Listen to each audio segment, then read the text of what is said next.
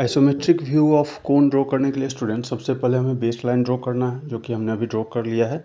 और इसके सेंटर से हमें 3 एक्सेस ड्रॉ करना है, एक्स एक्सिस, वाई एक्सिस और जेड एक्सिस। तो चलिए उसे ड्रॉ करते हैं। जो अपना एक्स एक्सिस है, राइट साइड जो भी मैं पॉइंट लगा रहा हूँ स्टूडेंट, वो 30 डिग्री पर है, फिर 90 डिग्री पर और फिर लेफ्ट साइड 30 डिग्री पर। प्रोटेक्टर की मदद से सबसे पहले हम पॉइंट लगा लेंगे डिफरेंट एंगल्स पर, और फिर उसी पॉइंट के अकॉर्डिंग हम लाइन ड्रॉ करेंगे, जो कि अपने एक्सेस के लाइन होंगे। तो सबसे पहले यहाँ हमें एक्स एक्सिस ड्रॉ करना है स्टूडेंट, जो कि अपना 30 डिग्री पर है। तो चलिए उसे ड्रॉ करते हैं। तो यहाँ पे हम 30 डिग्री के इंक्लिनेशन पर एक लाइन ड्रॉ करेंगे, और इस लाइन का लेंथ स्टूडेंट हमने 6 सेंटीमीटर लिया है, क्योंकि अपने प्रॉब्लम में जो दिया हुआ है कोन का सर्कुलर पोर्शन का डायमीटर वो 4 सेंटीमीटर है, मतलब 40 mm है।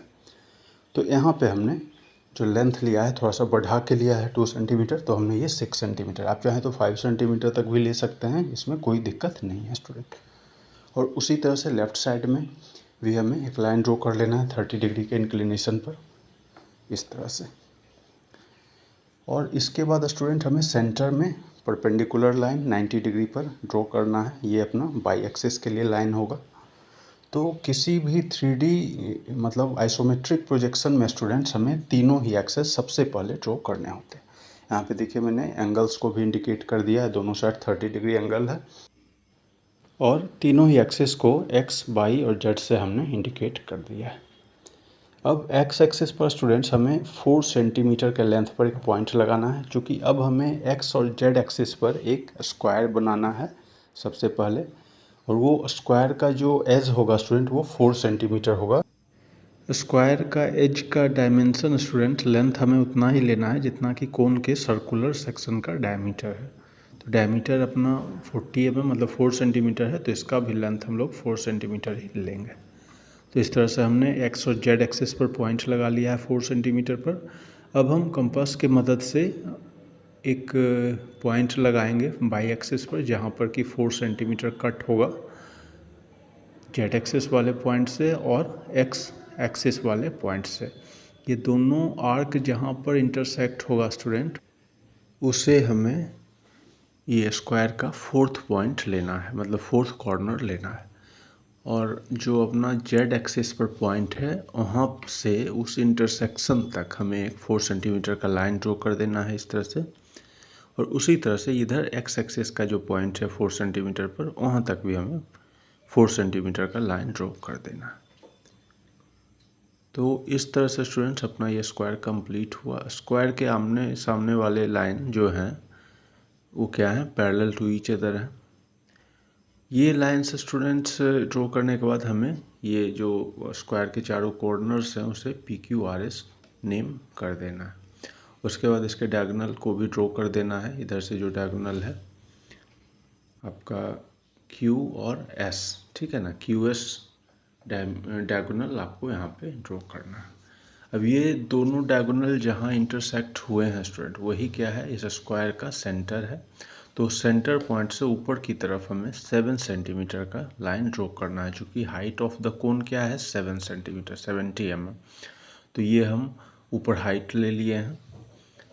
और उसके बाद हमें ये स्क्वायर के जो चारों एजेस हैं, चारों साइड्स हैं, उस पर हमें उसके मिड पॉइंट पर, जैसे 4 सेंटीमीटर है तो इसका मिड पॉइंट कहाँ होगा, 2 सेंटीमीटर पर, वहाँ पर हमें एक एक पॉइंट लगा लेना है चारों साइड्स पर।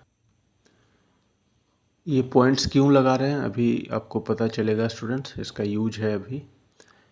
ये पॉइंट्स लगाने के बाद अब जो अपना पॉइंट P है, ठीक है, कॉर्नर P है, वहाँ से हम एक लाइन ड्रॉ करेंगे इसके सामने वाले एजेस के मिड पॉइंट पर।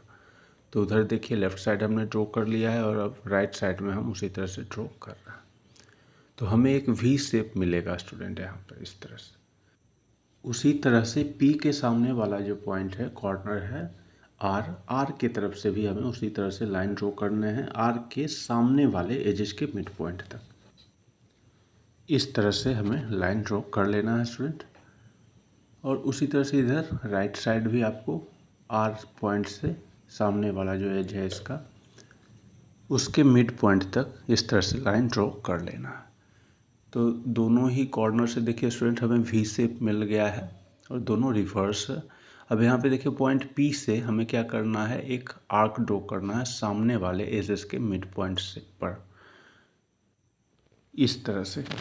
पीछे का कर्व स्टूडेंट हमने डैश्ड कर्व ड्रॉ किया है क्योंकि वो पार्ट अपना हिडन रहेगा, और उसी तरह से सामने वाला देखिए पार्ट जो है वहाँ पर हमने रेगुलर कर्व ड्रॉ किया है। पॉइंट पी के सामने वाला कॉर्नर क्या है, आर पॉइंट से हमने ये रेगुलर कर्व ड्रॉ किया।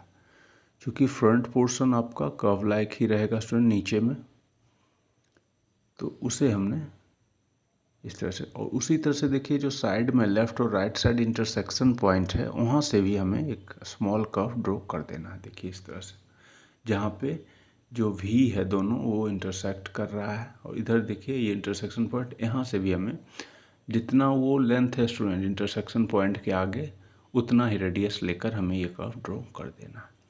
इसी तरह से हमने आइसोमेट्रिक व्यू ऑफ सिलेंडर में भी किया था स्टूडेंट।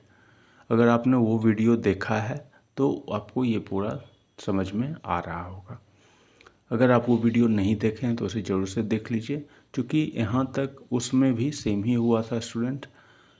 कोई भी सर्कुलर सेक्शन ड्रॉ करने के लिए आपको इसी तरह से ड्रॉ करना होता है 3D में।